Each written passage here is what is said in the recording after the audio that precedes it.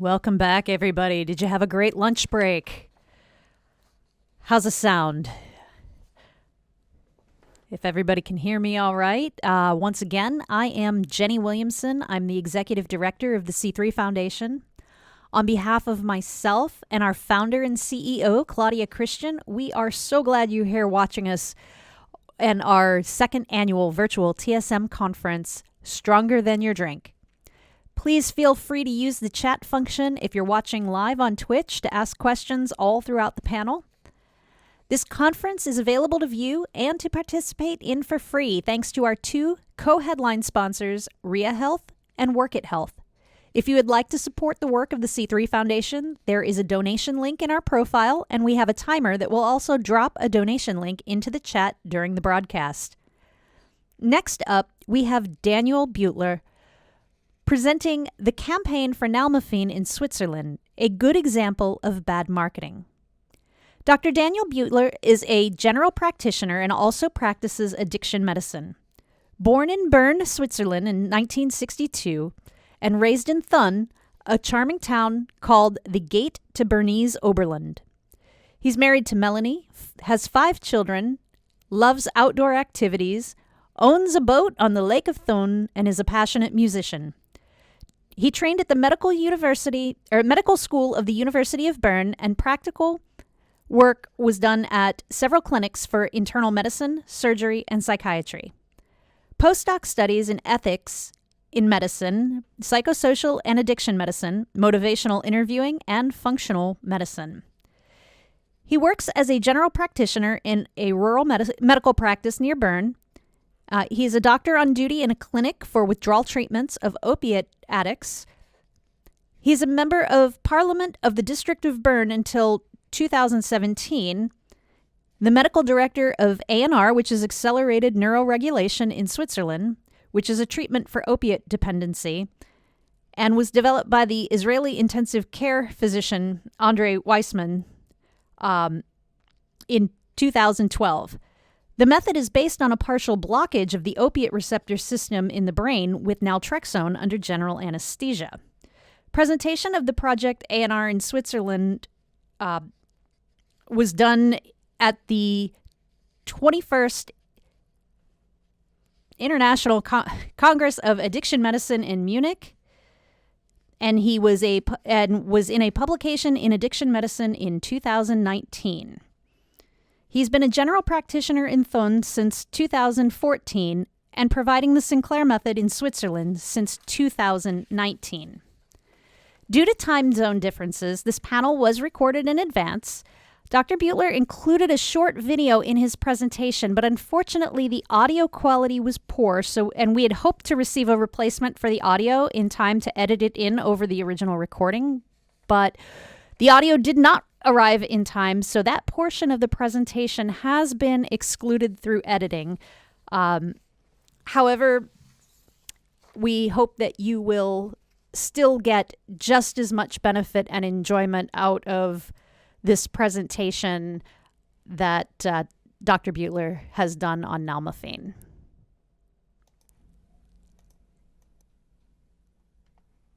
Okay, whenever you are ready, you can begin. So I will start.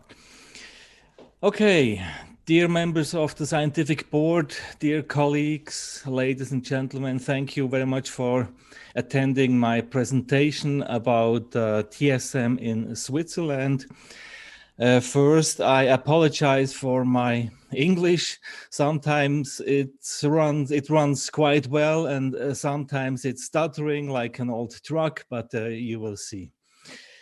I will talk about my experience with the Sinclair method in Switzerland, especially, and I will take a look at the story, how I got in touch with TSM in Switzerland and in the United States, and I will talk about the connection of TSM with the opioid crisis. We will see a movie about this item. And we will take a look at specific aspects of addiction medicine concerning opiate dependency and alcohol use disorder. As you can read here, I used TSM since 2019, and in 2019 I was in the United States. There I met Jenny Williamson, and Jenny, as you can see on the picture, I put on some weight, and the reason for that is not my big hunger. It's the Congress we planned for 2020 for May that we had to cancel because of COVID. It was that I bought a lot of gifts for all the guests from the United States, from Canada, from Finland. And these gifts were cheese and chocolate. And then we had to cancel the Congress. And so I eat all that stuff alone. I also didn't give some chocolate to my wife, Melanie. She's some sort of a model. She's also a member of a political board of a parliament, of district parliament in Bern. And I also didn't give any chocolate to my kids. Two adult boys. One is a high school teacher. The other is a paramedic. And the youngsters are our big choice. On the right side, you see my working place. This is the medical practice in Thun, and it's located in one of the oldest houses in Bern. It was constructed about the 15th century. Really very nice. And here you see what I do when I'm not working, despite my overweight of about 200 pounds. I have some sportive activities, and the guy over there was afraid that the whole thing will break down, and you see some sort of a tragedy in my life. The people around were clapping their hands, and I couldn't hear it because I was under the water. So let's start. How I got to know the Sinclair method, part 1. I suppose it's the same thing like in the United States. Addiction medicine is 95% in the hands of psychiatrists, and this doesn't need to be a problem. But for me, addiction medicine is a very important part of my work as a general practitioner. I was a medical director in a small addiction clinic where we performed conventional opiate withdrawal treatments. And maybe you heard about the pioneer role of Switzerland in the so-called harm reduction. As I know, we are the first country all over the world who gave opiates to the addicts. And as I know, we are the only country all over the world who prescribe heroin for the addicts. And this drug policy caused a shift from treatment to substitution, especially for opiates. And so many treatment sites had to be closed because health insurances prefer to pay cheap substitution medication and not expensive treatments. In a way, a tragedy. But in 2012, I got in touch with Dr. Andrew Weissman, an Israeli intensive care physician who developed a safe and humane treatment for opiate dependency called ANR, accelerated neuroregulation. And we will hear more about that later. Just one thing, from 2012 to this day, about 180 patients have been treated in Switzerland with a success rate between 60 and 70% after 1 year. And this is amazing. These are really amazing results for opiate dependency. And I just want to mention one expression here. This is the naltrexone. And this explains why my name is connected to naltrexone in the internet. When you Google naltrexone and Daniel Beutler, you will find the ANR treatment. And this there is a connection to how I found TSM. I will tell you later about this. What is for me important that you don't confuse ANR with obsolete methods like rapid detox or even ultra rapid detox. Unfortunately, it's mentioned in the book of Roy Escapa in a quite negative way. Roy, if you hear my presentation, maybe you can make a correction there. We can talk about this because there is no direct connection from rapid detox to ANR. And I prepared a movie to illustrate the issues of dependency, evidence-based treatments, and addiction medicine and drug policy. To illustrate this, I made this movie. It takes about 8 minutes. And just have a look, and we will talk about later.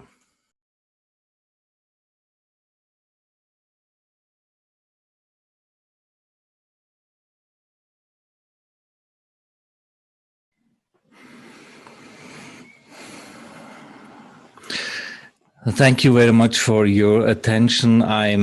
It's a sad thing, and it's a challenge. And I'm very excited. I'm very glad to present this movie here on this platform, and I will try to bring it also in a context to the Sinclair method.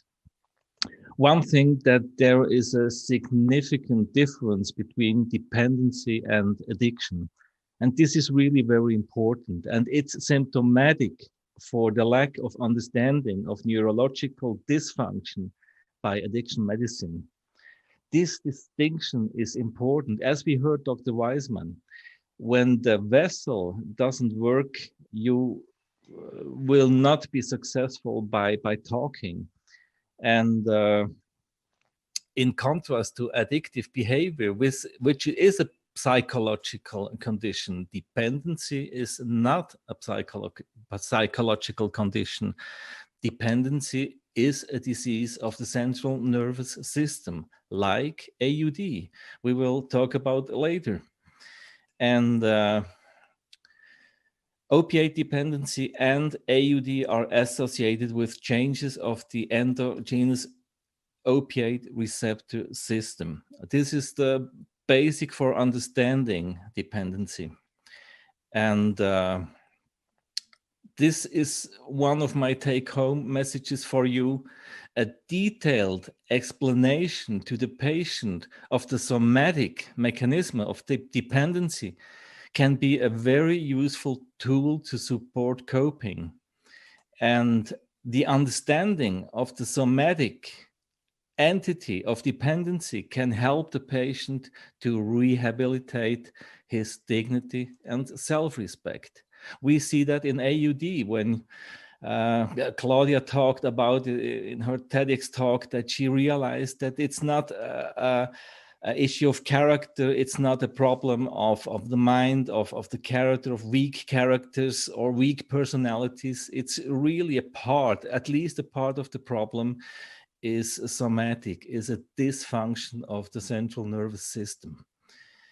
And the conclusion is that dependency cannot or should not be treated in psychiatric sessions alone. And one problem, it's the same in opiate dependency and in alcohol use disorder. There is a tremendous economic competition of medical providers. And too many of them are benefiting from sick patients. A patient who relapses brings more money than a patient who is cured, of course. And maybe this is a provocation for workers in the addiction medicine, but there hasn't been any significant scientific progress in addiction medicine in the last 50 years. And to illustrate this, Ralph, your anesthesiologist, conventional opiate withdrawal is medieval age.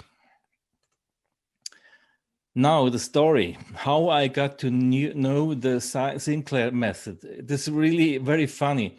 a close friend of us living about half a mile away from our home was in big trouble because of her son with AUD. And we didn't know that. And she was in vacation in Spain, searching the internet for a treatment of AUD. And she found the TEDx talk from Claudia Christian about the Sinclair method. And she found the term naltrexone, and she found my name in connection with naltrexone.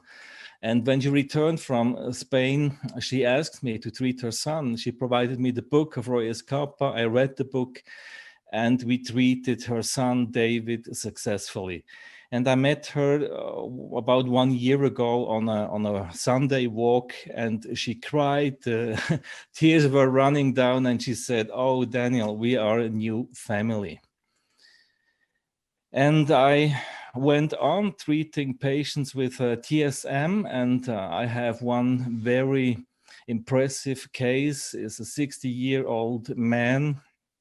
He had suffers from alcohol use disorder for more than 20 years, and he was abstinent for some years.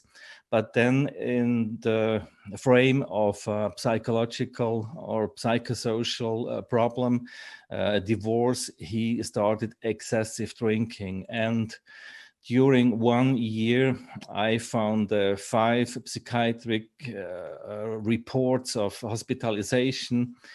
And we started with naltrexone. He didn't tolerate this medication. Then we changed to Nalmefen for the last about 1 year, 1.5 years. And since this moment, he's compensated. He's free. But one problem we have, that health insurance only wanted to pay Nalmefen for 1 year. And I had to write a report, and I was successful. So it will be paid on for the next, from year to year. I have to do these reports, but this is no more a problem. So the Sinclair method in Switzerland, this is one of the topic of this presentation. The Selincro is produced by Lundbeck, and in Switzerland, Nalmefen Selincro is approved for medical use since 2014. And it was an extensive marketing campaign in 2014. I remember very well, but it was focused on controlled drinking, so-called controlled drinking. And also in the package, there was a wrong instruction for taking the pill. It was written, take 1 pill in the morning, and was also a wrong indication, maintenance of abstinence, and absolutely no information about extinction. And this is a complete disconnection to the research of Dr. David Sinclair. And the campaign failed. Lundbeck lost millions of euros. The Selincro is very rarely used in Swiss addiction medicine. And what is really strange, I tried many times to speak to the director, to speak to some important persons of Lundbeck, but they still refused to resume this campaign, and they also didn't want to pay for our congress in last year. And one part of public relation, public interest is a medical broadcast in Switzerland, the so-called Pulse broadcast. It has a very high, very high audience rating. And there were 3 men with alcohol use disorder, these 3 men, and 3 experts. The Oliver, is really a leading expert in alcohol use disorder. And once again, in this broadcast, the focus was on controlled drinking.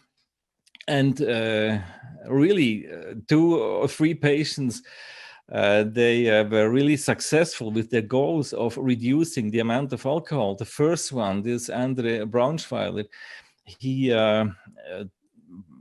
before the treatment, he drank about 10 to 12 units per day, and then he ended at about 3 units per day. For him, this was a real success. But no mention of Dr. David Sinclair in this broadcast, no mention of the principle of extinction, and no mention of the opiate receptor system, which plays a central role in this problem. And once again, false instruction: take 1 pill in the morning on days with possibility of heavy drinking, or 1 pill in the morning to maintain abstinence.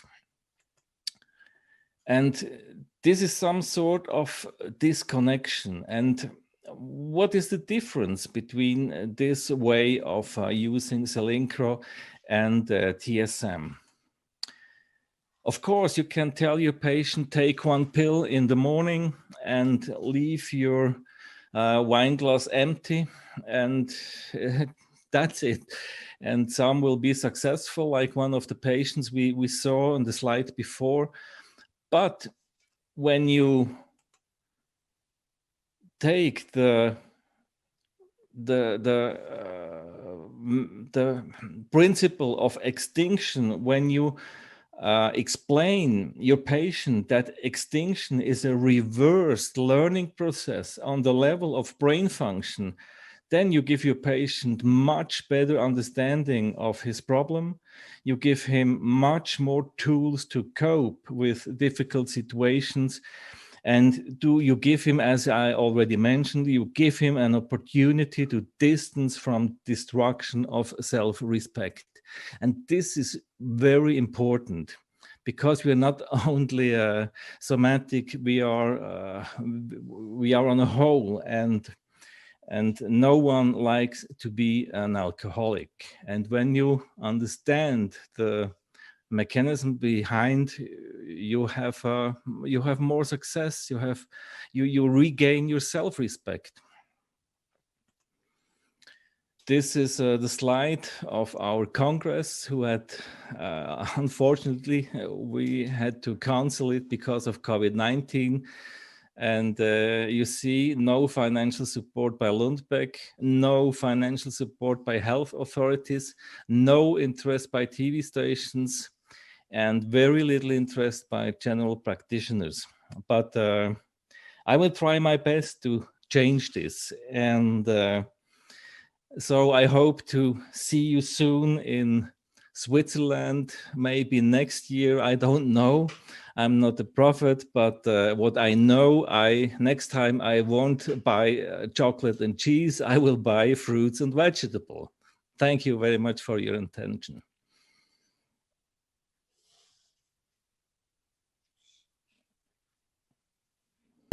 Thank you very much for that.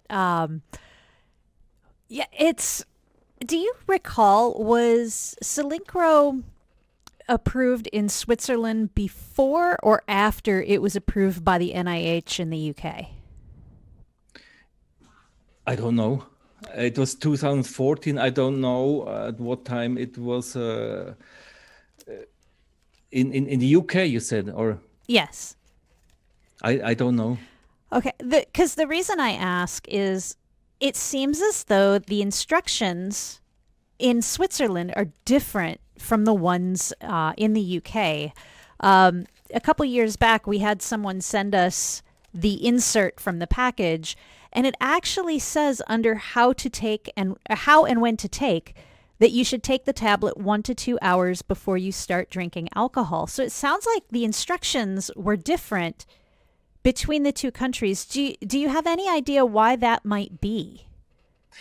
I will check that. I didn't know. I really didn't know what is written. This is possible that it changed to 1 or 2 hours before alcohol use, but one sentence was on days with the possibility of high consumption. This was a difference. And they often relapsed at days when they didn't take the naltrexone or the Nalmefen.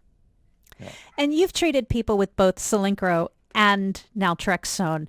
What are the differences in the two medications? Oh, my experience is very, very small.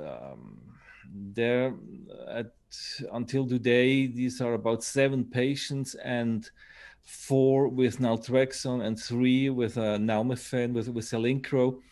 And I think that Nalmefen is a little bit will is tolerated better by the patient, less side effects and less elevation of the liver values. But as I said, I have really very, very little experience. Well, what decision? What do you usually base the decision on? Because you're about half and half with your patients. How do you decide between the two medications, since ultimately they both accomplish the same thing and are used in the same ways? As I said, with one patient, Celincro is about 3 times more expensive than naltrexone. So normally I start with naltrexone, and it works. It works with naltrexone. And when the patient have too many side effects, I change to Celincro. That's my way of decision. Okay, and that makes a lot of sense. Um, yeah, that's it's amazing the difference in price between a generic and a brand name that's still under exclusivity rights, Yes, such yes. as And Celincro. the problem is, when I give Celincro, uh, the latest after 3-4 months, I get a letter from health insurance, and I must write in details why I give the Celincro. I always, because I'm not a psychiatrist, I must always tell all the details about my CV, about my studies in addiction medicine, about my membership in addiction societies, and this is always the same. But I prepared a letter, and I can change it a little bit. So this in the last 2 patients, this haven't been a problem. In your opinion, what is it about Celincro that makes the insurance companies not want to prescribe it? Is it just the price, or is it a lack of understanding? It's both. I think it's both. The lack of understanding. When we planned this congress, I had many emails. I wrote many letters. I had dozens of phone calls, and I didn't get in touch with one person who really understood the principle of extinction, the principle of the opioid receptor system. And I think this is one of the reason that I have quite good success with my patients. About also, like in opiate dependency, about 60 to 70% Is it 60 to 70% success? success. Yeah, Success. they Okay. reduce their amount. Some become abstinent, and some reduce their daily intake to 1, 2, maybe 3 units, and that this is a great success. And the 66-year-old man, he re, he got a new job, for instance, and this is amazing. Absolutely. So, the theme of our conference is stronger than your drink. So, what I would like you to talk about for a moment is how does nalmefene and naltrexone used with the Sinclair method make your patients stronger than their drink?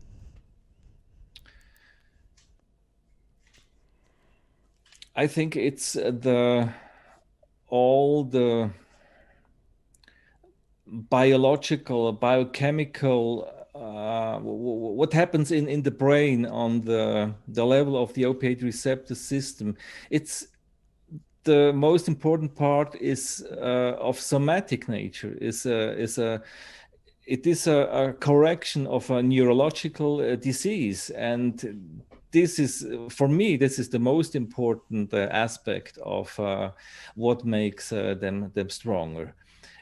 We know that without any treatment like Nalmefen or naltrexone, the relapse rate is about 90 to 95%.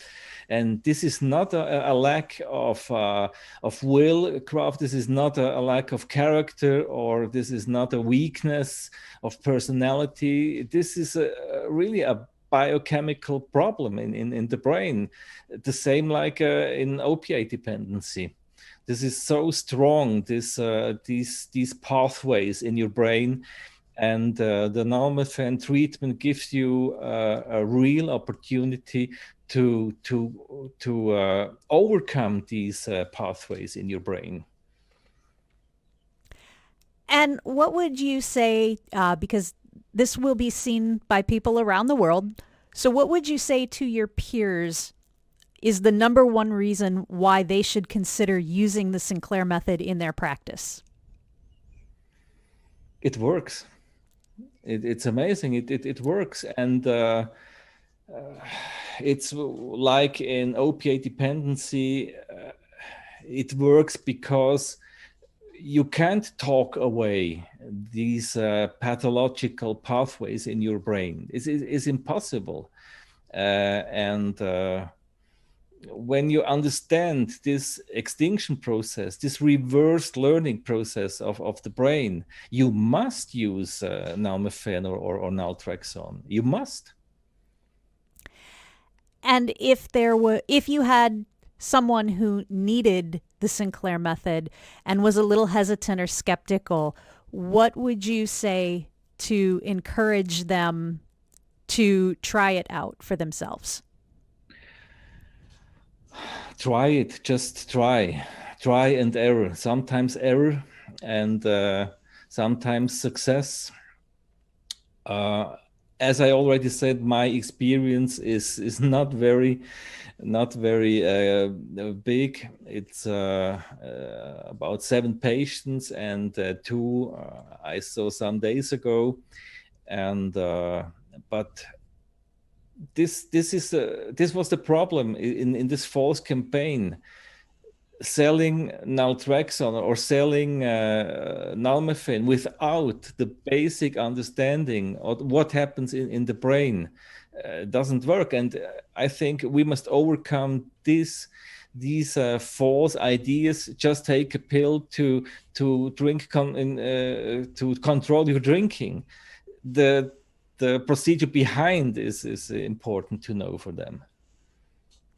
And what has been the most rewarding aspect of treating patients, even though you've got a small sample size? What's been the most rewarding for you as a medical professional, a general practitioner, in helping those patients with the Sinclair method?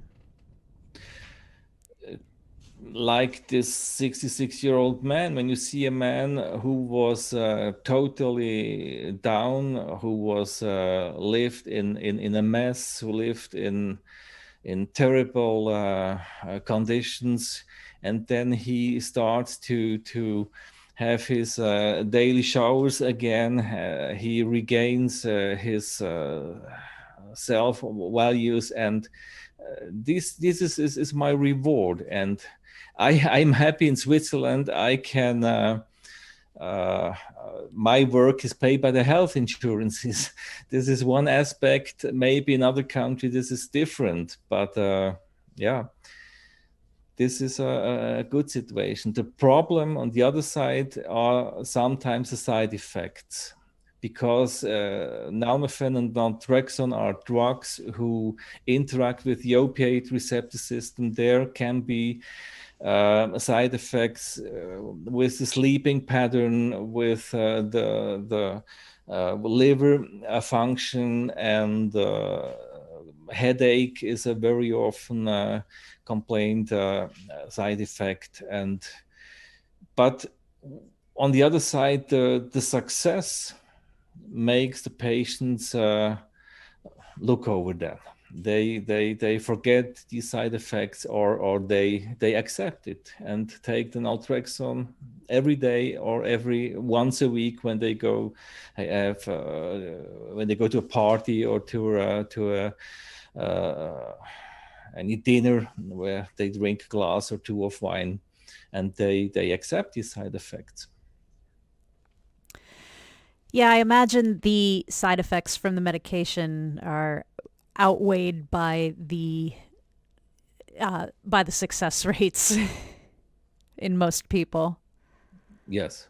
Now, I also saw on the Silincro insert that I have here in the office that they contain lactose. Have you seen that as a source of potential side effects with people who are lactose intolerant and on Silincro? Oh, this is a difficult issue. So I really must say I didn't know that. I really didn't know that, and this is a increasing problem, the lactose intolerance. And there it would be good for us who use Nalmefen or naltrexone when we could when a company could create tablets without lactose. It would be the better situation, of course. Yeah, unfortunately, fillers tend to do those things, and lactose seems to be a pretty common one. Um, so, It is I'm sorry, go ahead. it is cheap. True, Yeah. true. So, I do want to thank you again for being part of our second annual TSM virtual conference. It is co-presented by RIA Health and Work It Health, who are our two major sponsors here both here in the U.S. You are one of 14 speakers over 13 panels, 2 days, and 6 countries. So we have truly made this an international Sinclair Method conference. And the conference is actually starting, and I'm not sure if you're aware of this, on the 3rd annual Global TSM Awareness Day on June 12th.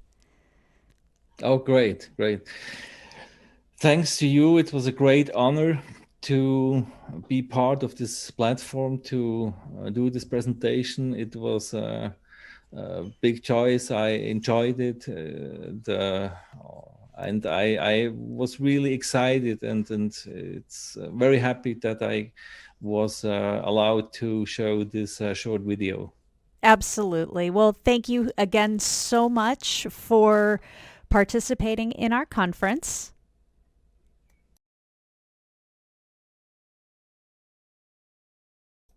All right. Because we had to cut that video, Dr. Beutler's presentation did run a little bit shorter than everyone else. But what really struck me was the missed opportunity for Nalmefen. I mean, did that strike anyone else? I mean, between the cost because it's exclusive, but the lack of solid knowledge when marketing it has probably kept a lot of people from being able to access it. And then to put all of the additional barriers, I mean, hats off to any doctor who will create a form letter on an every few month basis to resend back to the insurance company to say, no, my patient really does need this. So we're glad that we were able to share this video along with our conference, because while the majority of people using the Sinclair method are using naltrexone, there are those who use Nalmefen overseas, and it's really a shame that that this medication has it's just dropped the ball and made it so difficult for people to actually obtain, and that's tragic, because people's lives are at stake. But thank goodness they're still able to get naltrexone prescribed. So again, do want to thank the co-presenting sponsors, Work It Health and RIA Health. And we are going to take a little bit longer break, but we'll be back for our next panel at 3 p.m. Eastern with Lori Mandel. Thank you.